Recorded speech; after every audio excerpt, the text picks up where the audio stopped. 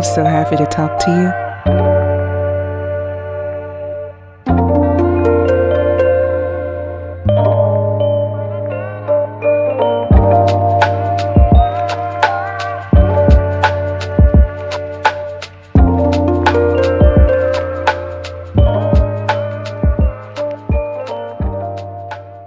Hi, Mir. Hi, Mir. Hi, Bobby. Hi, Maya. It is so nice to have you here. I can't help but smile. So whenever I have a guest on, I always ask them where we met. Do you remember the first time we met one another? This is gonna be hard. This is incredible. It was just a couple days ago. Exactly. The Gerald Chamber of Commerce monthly luncheon. Yes. I was presenting. You followed with some key announcements about some upcoming events hosted and sponsored by the Chamber. And then we started talking afterwards up near the door into the place. I think both of us were like, I want to talk. Like, we sensed there was an energy. Mm-hmm. Like, both of us, like, I want to talk, see what you're about. That's what I remember. So for me, you were the keynote speaker, so I got a chance to listen to you, and you're a keynote speaker, like that is on your card. And I was like, this is interesting. And I said, you know what, I should just, speak at the end of it, because I was really gonna leave after it was done. I was like, I'm leaving, I have things to do. But some things said, well, no, just hang back and just say hi. So when I got to speak to you and truly meet you and see you, I was amazed, honestly. And I was amazed because the thing about mirrors is anyone can be a mirror. Yeah. And Bobby, you're an interesting mirror. Well, I felt the same. I mean, you had an animating energy about this season of your life, and really having stepped from corporate and leaning into real self discovery and stepping into a new sense of, I don't know if you use the word calling, but sense of purpose and direction. And it was just like, ooh, this stuff is resonant, because you're really walking the walk in a place that's less predictable, but maybe in some ways more alive. And I just picked up on that. It was cool. Okay, so now that we talked about when we first met one another, the next question is, who are you? A few years ago, I was part of a continuing education cohort. I was a pastor for a long time, and a few years ago, it was early COVID, and I took it on Zoom. And the first assignment was for everyone in the cohort to do a self-portrait. And there was no direction on what medium we used, what shape it took, how literal we were, metaphorical, whatever. Do a self-portrait. And so I go back, and I'm really not very artistic in the sense of putting mediums on paper or sculpture, whatever. But I came up with this image of, I cut it out of a magazine, this guy surfing in these huge waves, with these long locks down his back. Doesn't look like me at all, and he's surfing, and it's got this wonderful sense of steady peace amidst the wave. And there's something about that, and then I painted an ocean behind the whole of this setting, and I said, and I went back and I looked at old reviews people had given me over my years as a pastor, annual reviews. What did people say? What were things that got repeated over and over? And I put those kind remarks in the water, and I said, I think at my best, I'm all these little phrases that are an ocean of grace, and I bring a sense of calm and movement amidst a lot of chaos. And there's a lot more there, but I don't know, when you go to that question, which can go in so many ways, I just go back to this assignment where I was asked to try and depict myself in art, and that's what I came up with. Well, now, so long walks on some waves in the sea of calm. That is Bobby. That is Bobby. That is what's interesting is, for a long time, my formal name is Robert. Okay. And I sometimes thought of it this way: I have been very successful in a Robert formal world. I got good grades and followed the rules as a student. I went into the military, kind of structured world. I went into the ministry, good, noble calling. Wonderful Robert-ish things, if you will. Okay. But I feel like I'm most at home as Bobby. And that person, as much as I love the Robert sensibilities, has a different sense of flowing through the world that maybe is surprising, like that image of the surfer. So when did Bobby come up? So, okay, I guess it's two questions. Because one is, when did Bobby come up? And the second question is, did Robert fight Bobby? I see. I think one way that I discovered more of truly who I am and what it is to step into this Bobbiness was over time. I was preaching sermons every Sunday, and that's vulnerable in the sense that you're always up front, you're always out there putting something out in the world. And for a long time, I was always trying to get it right. I don't want to say the wrong thing. I don't want to be in the wrong doctrine or whatever the Bible passage is supposed to be about and not about. I want to get it right. And eventually I started learning that all anyone ever remembered about my sermons were my stories. and I realized I had a different freedom and sense of connection when I was able to find a story that actually was speaking to people meaningfully. And I think the more I started to trust telling stories, a lot like Jesus does, as a conduit to connection, a sense of freedom for myself. I don't know, that was one way I just started to discover more of myself was trusting that. Maybe one place that Robert and Bobby had a fight was a year and a half ago when I stepped out of ministry and into this new season of life as a keynote speaker and a coach. And there's a part of that Robert in me that likes the comfort of the predictable world.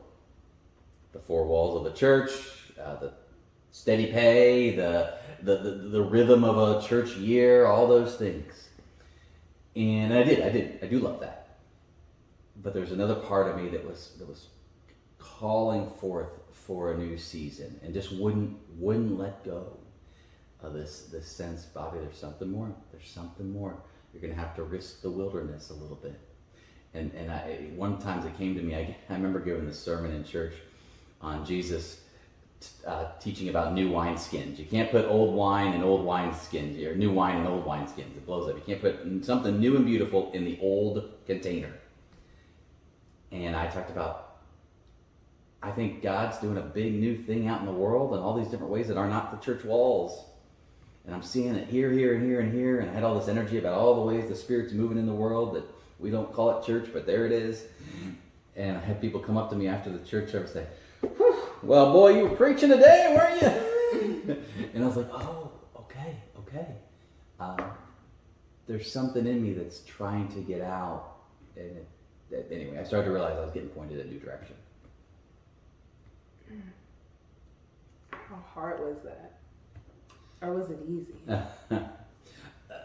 It's very hard. I feel like I had to face these fundamental fears I had about what other people thought of me. Oldest child, want to do everything by the book. How would some of my family think of me? People I really respect think of me. The church that had called me there to serve. What were people all going to think and say if I leave something so known and committed into an unknown? And I did. When I finally made the announcement to the church, to the leadership, it was through a lot of tears that night. Trying to step through this fear and into a space of faithfulness, but just really just terrified. And my own spiritual director just said, be sure you're vulnerable. This is a call. As soon as you try to start explaining it and justifying it, you're moving into a different space. Just this is about your heart. Be vulnerable. And so I was.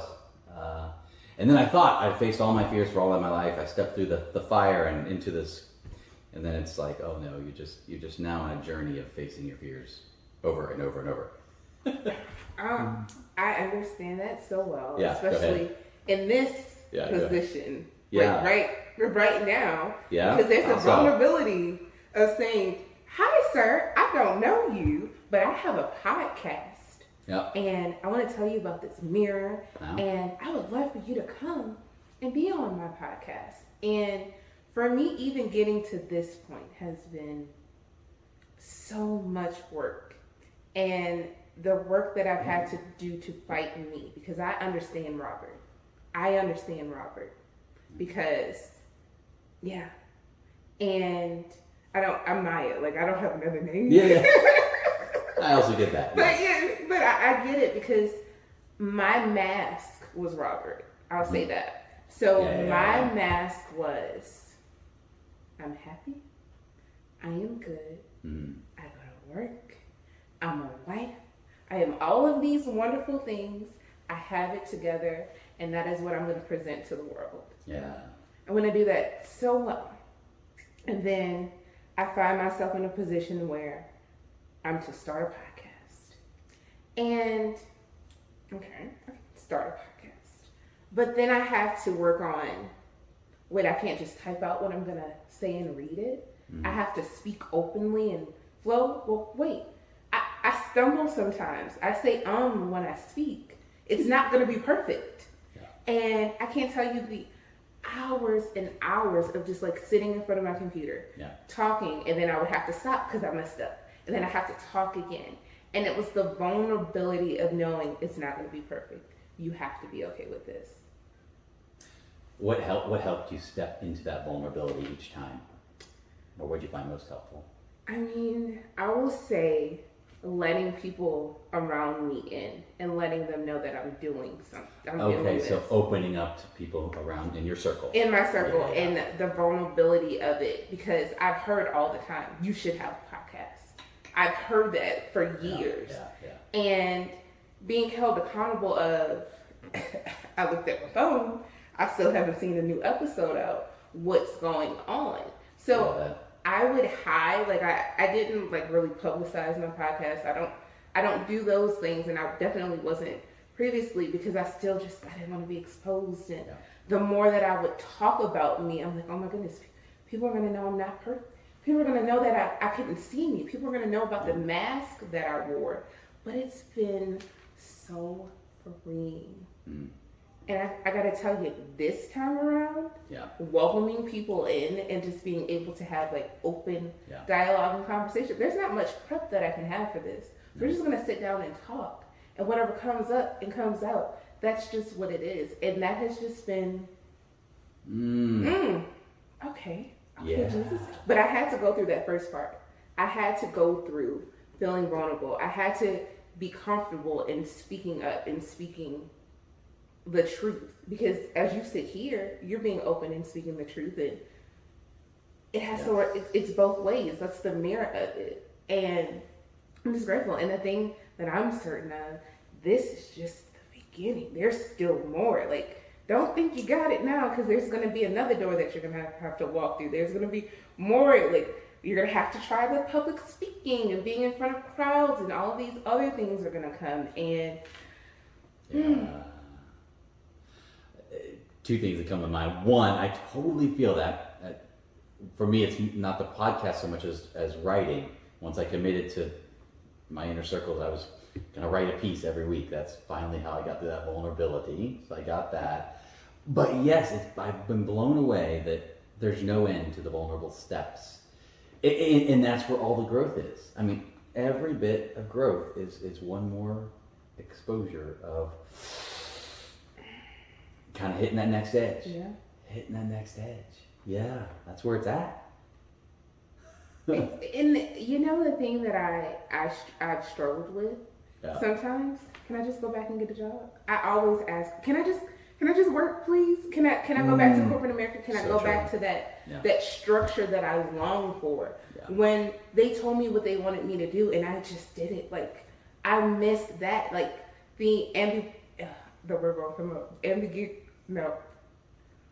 the openness of not knowing what's going to happen with this. Yeah. It's ambiguous. I don't know what's going to happen. I'm just going to have to go with it. That is terrifying to someone who longs for structure.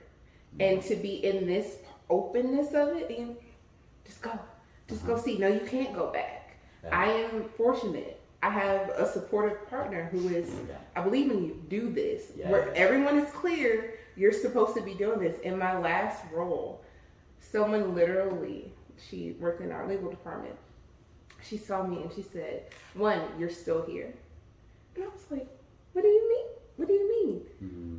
"You should have left here a long time ago." And we're in the hallway, and I'm like, "Wait, excuse me, but we are at work. What is this? This is so unprofessional." Like, I'm thinking. And she's saying, "You don't belong here. You've been here too long. You are meant for so much more than this. Mm-hmm. You are supposed to be talking to people and helping people. Mm-hmm. And I can't believe you're still here." Mm-hmm. And I was just like, first of all, you're rude because we are at work and you are not supposed to be talking to me like this. Because she was talking to me. She wasn't talking to my professional corporate mass. Mm-hmm. She was talking to me. Yeah. And one, I'm like, oh my gosh, she sees me. Mm-hmm. And two, is it just this now? Like, I don't belong? I thought I had an office, Bobby. Like, I had an office. I am here. Mm-hmm. And I remember being in my office and working, and I had this understanding of, okay, I've gotten to this point. I'm not cubicle anymore. Like, I have my name on the door, all of this, and I'm not meant to be in a box. I realized that like my second month there, not even my second. I knew I'm not meant to be in a box. This is great. This is, what we were going for, being fabulous, walking in, going into the office, doing these things, meeting with clients, but that's not it. You're not supposed to be here. And I have a problem of prolonging things. And this is something that I'm truly working on. The time that I will waste just being stuck in my fear. Or being safe. I would rather just be safe. I'll stay here a year. I'll be happy. I'll get through it. I guess, I don't know, the human part of it. So what was the part for you when you were clear? And no matter how I feel about anything else, Bobby is here and Bobby is staying here and Robert can't come back. I would say, I also very supportive partner in this season, and that's been everything. And I watched her make a significant career transition 5-6 years ago, and admired the heck out of it. And I was like, oh wow, this is wow, just impressive. And I too really wrestled with this whole what's next in my life. I'll say my questions started to stir at the early COVID. Two things had happened. One, my mom had just died of brain cancer. And two, COVID. And both those started to stir those things like, oh my gosh, there are no days that are guaranteed in this lifetime. And what do I really want to do with the days I'm given in the life I have? And I'm a pastor, and so everyone assumes, well, you found such significance and purpose. And yes, it was. I don't want to lower that, diminish it. But I needed to ask those questions for myself for the first time, really. And for a while, I redefined myself as a pastor. I started to let Bobby come out even more. Eventually, and that was cool. And there were some good things about that, stories there. But I remember one Sunday where I feel almost ashamed to say this aloud. I barely made it to the 8:30 service on time. The service I was leading and preaching at, by the way. And the church had two services, 8:30, 11. And I just barely got there. I got there because of the clock and led. And I realized, oh no. I'm showing up far too much leaning into the duty and not the delight. And I started to discern that the duty will carry you through some tough stuff and will carry you for a while, but what is it to harness the delight, and is this part of the sign that God would have me step into the unknown? Howard Thurman has this great quote, don't ask what the world needs, ask what makes you come alive. Because what the world needs are people who've come alive.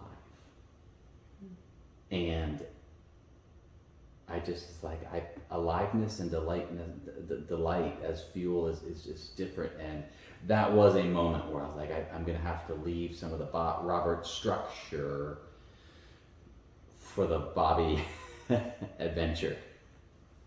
Wow. Duty versus delight. Yeah. And is that, because I guess now that's another thing. So we are here on this earth.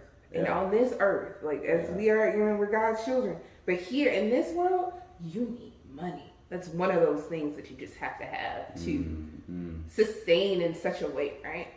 So the question is, if you're working, shouldn't my work just be my duty? Or am I supposed to have delight in my work? Am I supposed to have delight in my job? Where does my delight come from? Because I can give 8 hours to get a paycheck, and then the remainder hours, I can find delight in that. But are you saying that it's possible to have both when you're working? So as a pastor, there was a time where you had duty and you had duty and you had delight? Absolutely. Had both, for sure. And maybe there's always some of both. I think the pastor job is different from some others, not all others, but some, in the sense there is a kind of a 24/7 nature to it. So it's hard to say, here's my 8 hours and I'm going home. Hospital calls, deaths, births. I mean, all those pieces are part of the fabric of the call. And I don't want to diminish it and say that it'll all become duty, but at some level, it was just part of listening to the spirit energy of what God was doing. I want to say something though. That I couldn't have made that move in such a significant, I'm stepping out into the unknown, without my wife and just from a financial and benefit support. And we have 2 kids, 8 and 4, right? We're not going to leave them hanging. So she's critical to this, and other people can't do it the same way. What I found is 2 things. One, there are ways to discover one's delight and way of being in maybe a job you don't like, whether it's in the job or the things that you start doing on the side, little side experiments, side risks of creativity. I've seen people do storytelling, improv comedy, art classes, all those kind of things, just to discover the edge of what might be for them. And I think it's awesome. And I did some of that. The other thing I'll say is this. When you step towards a calling, and I discovered this for myself, I think this is God's faithfulness. Things start coming toward you and for you that you could not have predicted until you literally took the step. Including money. Maybe not always in the timeline you want, but pieces do. And if it's not money, it's something else that may as well been, because it's that measure of support. Wow, that's good. That's really good. And I think one of the things that I'm grateful for and understanding is I believe I have a purpose. And what drives me in this is my goal has always been the purpose-driven life. Yeah. I was given that book after graduating from college. Warren, yeah. And I remember being so lost. And I was so lost for so many years of just not knowing, what is it that I'm supposed to do? Please just tell me, begging. Yeah. Please just give me a sign, because I'm at work, I'm doing a job. So I was in accounting, that's my degree, that's my background. And I went from accounting to HR. And while I was at work, I moved to the Pacific Northwest. So I went from being in Houston in a culture where there were people that looked like me to an area where I was alone. Yeah. I felt absolutely alone. I'm in this huge space working, and I don't see anyone that looks like me. And I always feel like I want to be the change that I want to see. Be the change you want to see. So while I was there in corporate, working at this Fortune 500 company, along with 2 other people, well 3, we created an employee resource group called For the Culture. And we all realized that we were missing connection. We needed connection. Being at work, I need to feel like I belong. I have to feel like I belong here. It just does not work. And I knew that I wasn't going to be there forever. But my goal was, can I leave it? Can I leave something so that the next person who comes here doesn't have to feel the way that I felt? Can I create community? And it wasn't about me. It was about the next person. So I was okay because I ended up creating my own community. Yeah. And that wasn't part of my job description. And through doing that, I was able to connect with all of the C-suite executives and everything else and really be kind of known within the company. But my name said, benefits coordinator. Like that was my title. But what I was doing, now that I realized it, I was in my purpose. And I was able to find my purpose. That's what fueled me. That's why I was excited to get up. Not what was paying me, but the happiness and the joy. Brought you alive. Oh my God, of people coming up to me like, Bobby, they would stop me and say, oh my goodness, thank you so much. Yeah. Thank you for creating this. Because we were able to connect other people. You're not alone. Oh my goodness. I now know I can go and speak to someone in leadership if I have an issue and not feel like I'm by myself in this. And I realized, okay, well, that worked. And then I left that situation. We moved. Yeah. And then I'm in this situation of, okay, well, what am I supposed to do now? I don't know. I'm still lost. I still don't know what my purpose is. I had a little sprinkle. I had an idea. But I just, in my mind, well, that just was for that time. That's not just what's in me. And doing this work and just being who I am, I realized, well, no, who you are, what you are, and what I was doing, whether I realized it or not in the fundamental level, it was bringing light. That was really it. I was giving light. And I'm clear in my purpose. To be light. In whatever form that takes. Whether it's volunteering in the community, with something that I do now, whether it's having conversations with people who I don't even know, and just sitting and having, and then, oh my goodness, someone else is going to hear this. That's right. And maybe they get something from it. I'm curious, that was such a life-giving season there when you built that space that people felt like they could belong in a Fortune 500 company.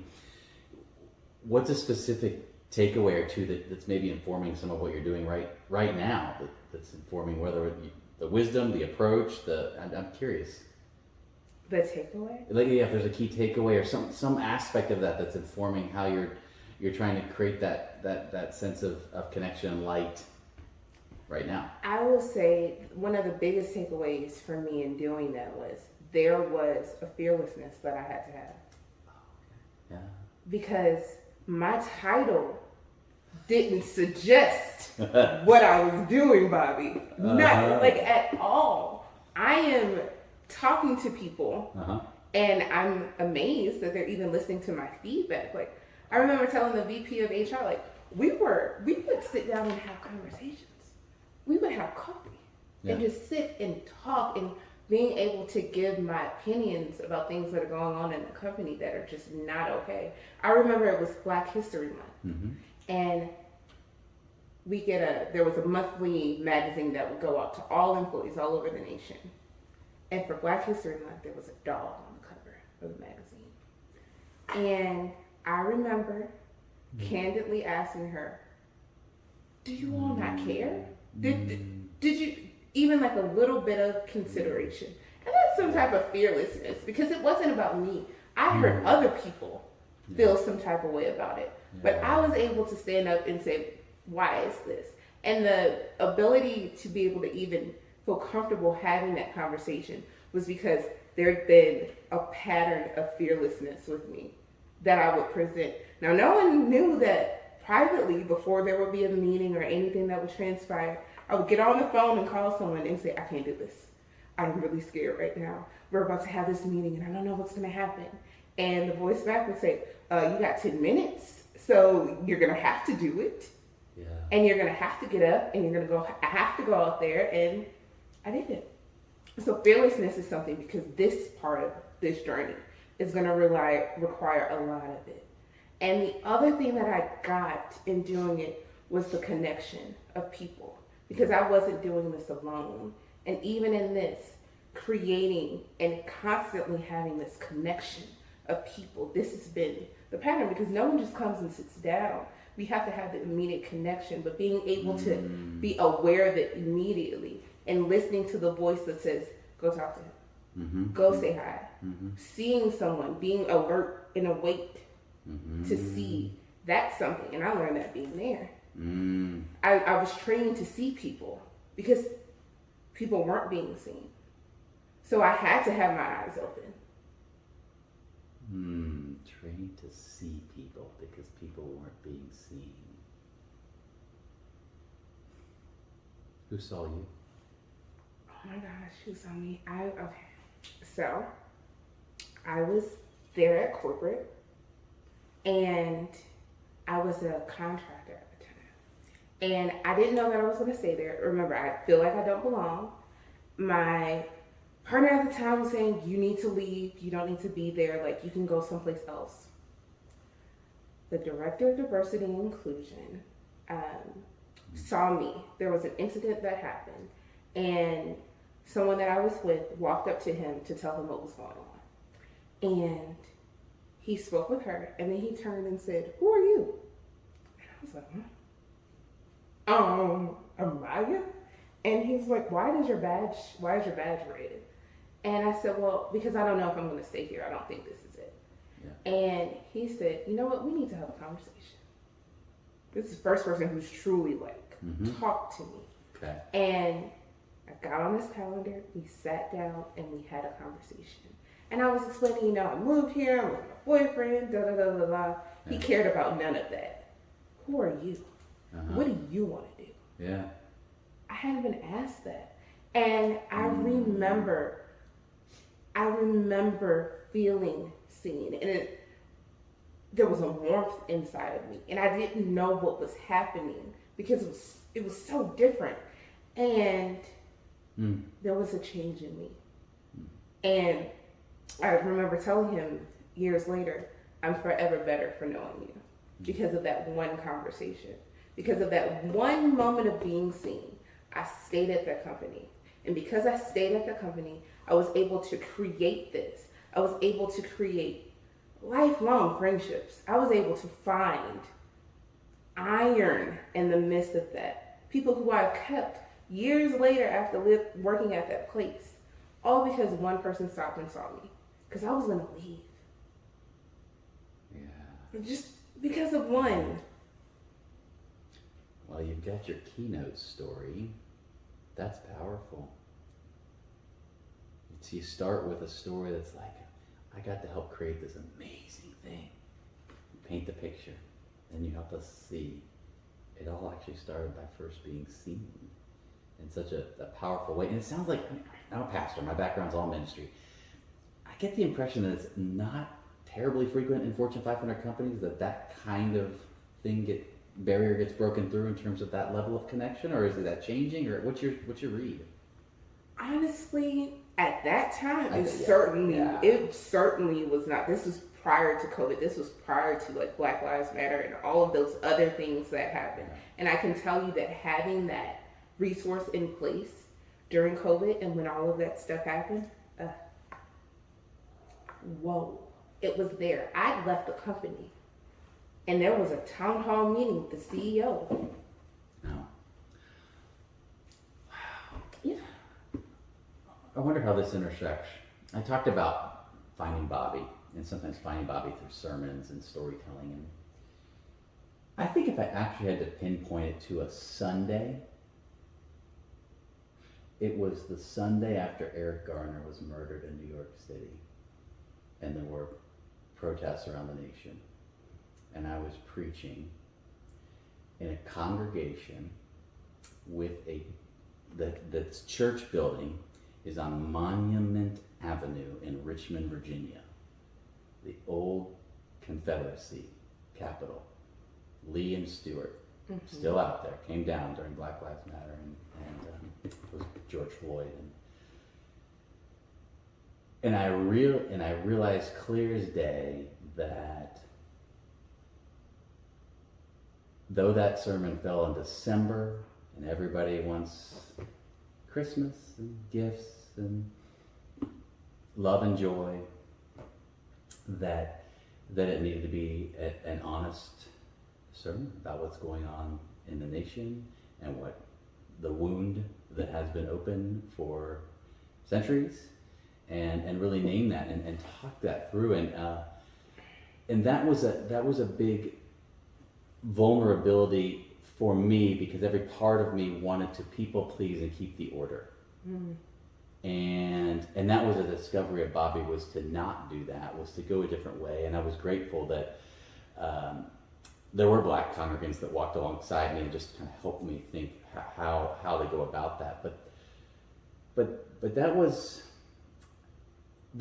part of the fearlessness that was required, was that particular Sunday, and then more that followed. But yeah. Oh wow. Now, what was that like for you? Because I can only imagine being a pastor in the midst of some of the things that are going on in the world.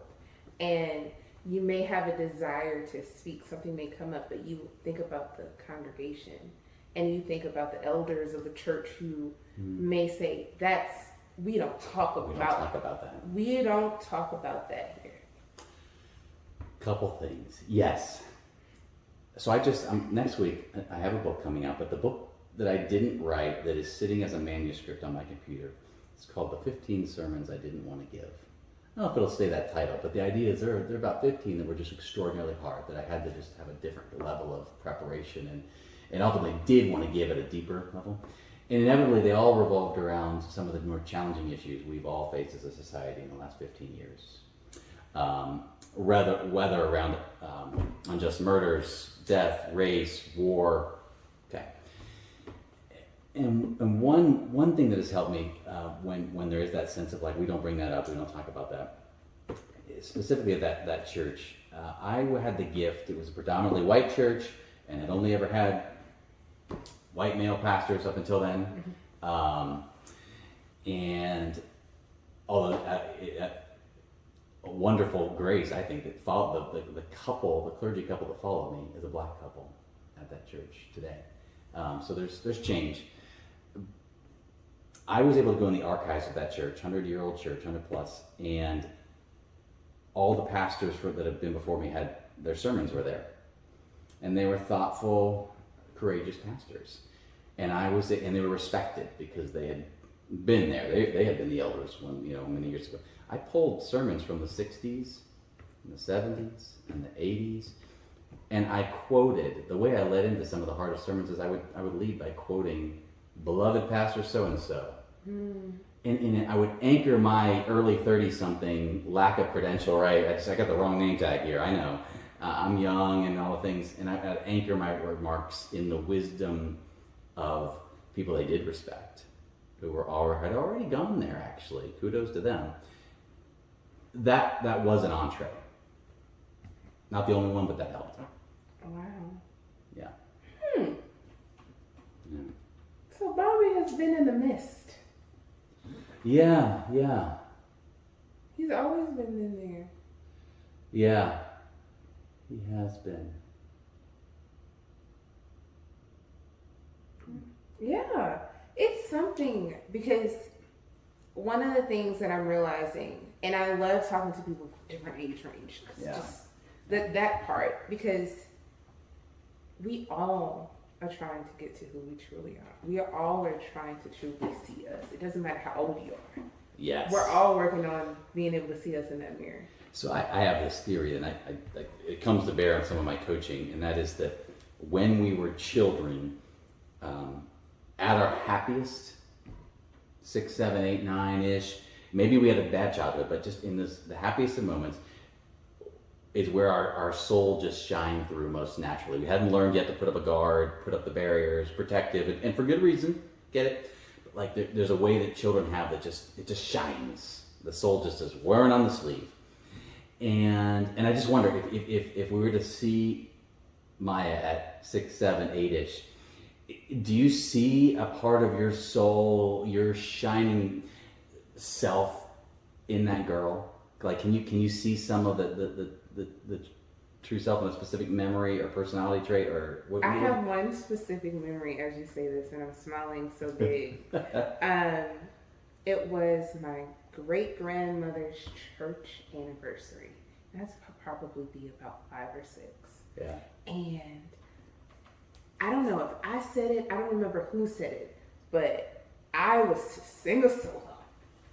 And my sister came with me, and we got in front of the church, and we sang "This Little Light of Mine, I'm Gonna Let It Shine."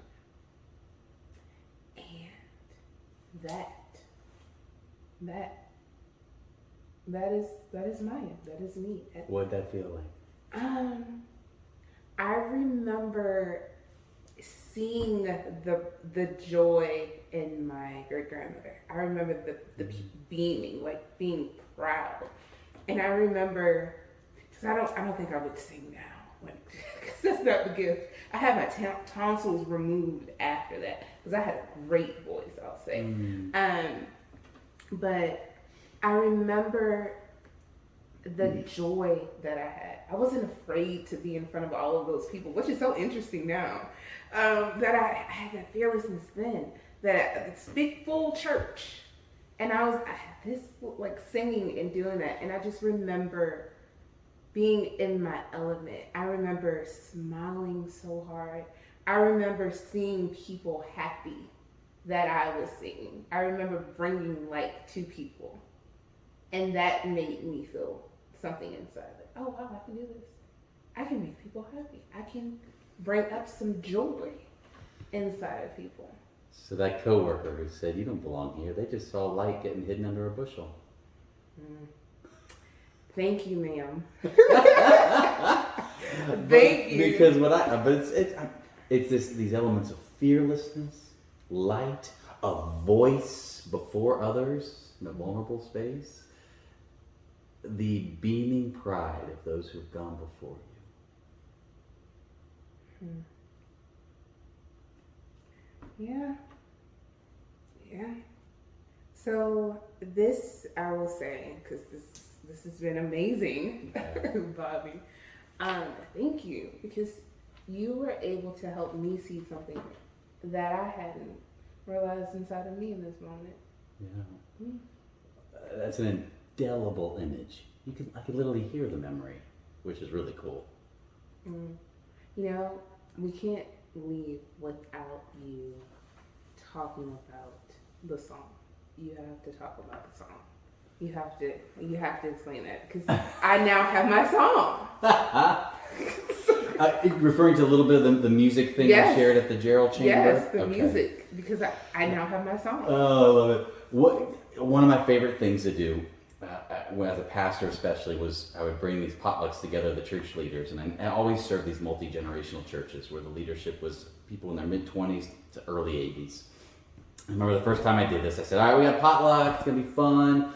And I wanted to come up with a way for them to get to know each other a little better. And the idea, I read about it kind of in a book, and I said, everyone submit to me a song representative of your teenage years, those vulnerable, awkward years. And what we're going to do is have those be the songs you submit will be the soundtrack of our time together at the meal. And then over dessert, we'll sit in a big old living room in a circle, all 30 of us, and we'll tell one another what we picked. Which song was ours? Surprise, I was My Girl by the Temptations. And just share briefly why you picked it. So, I mean, we had it all. We did. We did have My Girl by the Temptations. And we did have Chicago. And we did have Peter, Paul, and Mary. And we did have Michael Jackson and Tom Petty and all of it. And it was great. We got to know each other better because people tell why they picked their song. And it's like, wow, I didn't really know that about you. But I think the interesting part of this story for me was people kept coming up to me before the potluck and saying, Bobby, I'm a little stressed about your exercise.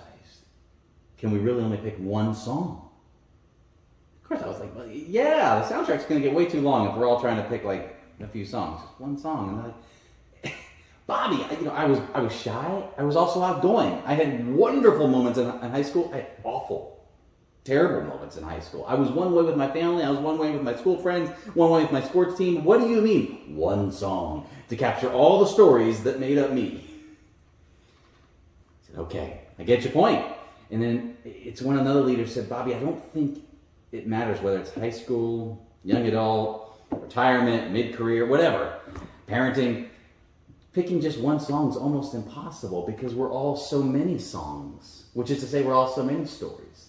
And the insight I got from that was like, oh my gosh, there's no such thing as a single track person.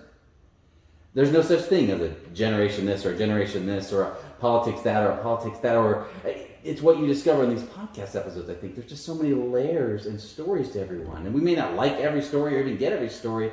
And then some that will just move us to tears. And so anyway, I find it to be a beautiful truth that we are all multi-track albums of stories. And I have to say thank you because you just gave me one of the tracks. Yeah, and you do. You have a great track. Oh my goodness, I have a track. So anyway. So wait, what? I need to know Bobby now. I have to ask Bobby's track. Oh, the track? I need Bobby to give me a track because I found my track from my soul at 5, 6, 7, 8. So what is Bobby? Oh boy. The track I submitted that night, and again, I was probably one of those people. I wanted like 10 songs. I don't know if it's as telling as This Little Light of Mine. I submitted Mr. Jones by Counting Crows because in my high school years, it was always on the radio. It was sort of a sound background. I wasn't a grungy Seattle rock kid. I was an Ohio kid who honestly loved his parents' oldies. But I think there was a part of me that was drawn to the freedom that I sensed a band like Counting Crows had that didn't look like, collar buttoned up Bobby, and probably was a little bit of a foretaste of where I was going. Wow. So, not as deep as Your Little Light of Mine, but I think there's a reason that spoke to me. I mean, it's clear because Robert choosing that. Right. But Bobby choosing that. Yeah. That's it. Thank you so much for coming and taking this time and being a mirror. And you helped me. I have to be honest. This was amazing.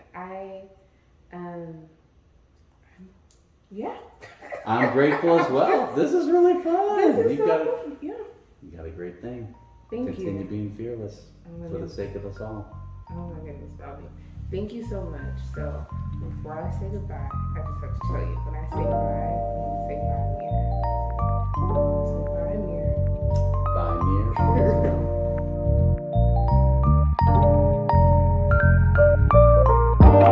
Thanks for listening, Mirror. Want to talk more? Find Hamira at Hamira Talks on Instagram and Facebook. And don't forget to hit that follow button.